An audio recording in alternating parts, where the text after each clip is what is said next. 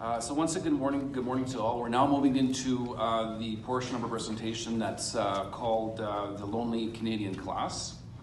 The Lonely Canadian, we can talk about this subject in detail and review several case studies. However, as a limited amount of time has been allotted, I will do my utmost to summarize the important main points. The Lonely Canadian class is one of those classes or programs that are quite, I would say, ambiguous or slippery to many RCICs, because little literature is available both on the IRCC website, and perhaps Barbara, you'd like to talk about that maybe in a bit, and in the IRPAs and the IRPRs as well. We'll take a closer look at the information available today. So as you see here, I've listed here a few different names that this class is known to. I've made one up for today's presentation. Help Me, I'm Alone, that can be one of the names. It's also known as Other Relative Program, Lonely Family Member, or Lonely Canadian. And for the sake of our presentation and our discussion today, we'll refer the class to the Lonely Canadian class. So, reading and understanding Regulation 130 is paramount to first understanding what it means and what is required to sponsor under the family class.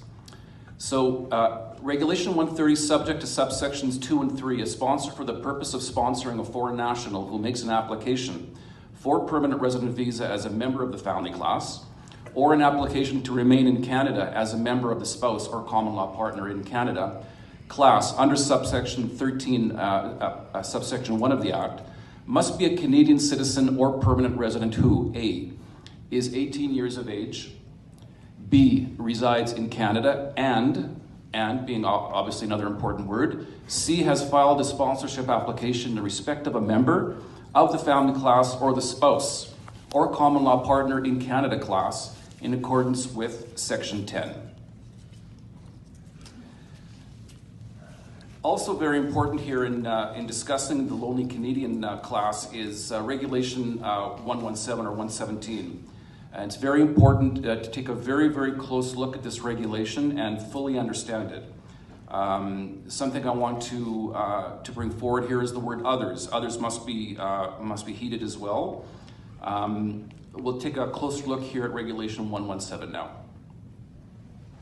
So Regulation 117, a foreign national is a member of the family class if, with respect to a sponsor, the foreign national is A, the sponsor's spouse, common law partner, or conjugal partner, as in Gubby's presentation, B, a dependent child of the sponsor, C, the sponsor's mother or father, D, the mother or father of the sponsor's mother or father. I'll go past E, F, a person whose parents are deceased, who is under 18 years of age, who is not a spouse or common law partner, and who is 1, a child of the sponsor's mother or father, 2, a child of the sponsor's mother or father, or a child of the sponsor's child. Now here, very, very important for this particular class is Regulation 117, Section H. And this more or less directly relates to the Lonely Canadian class.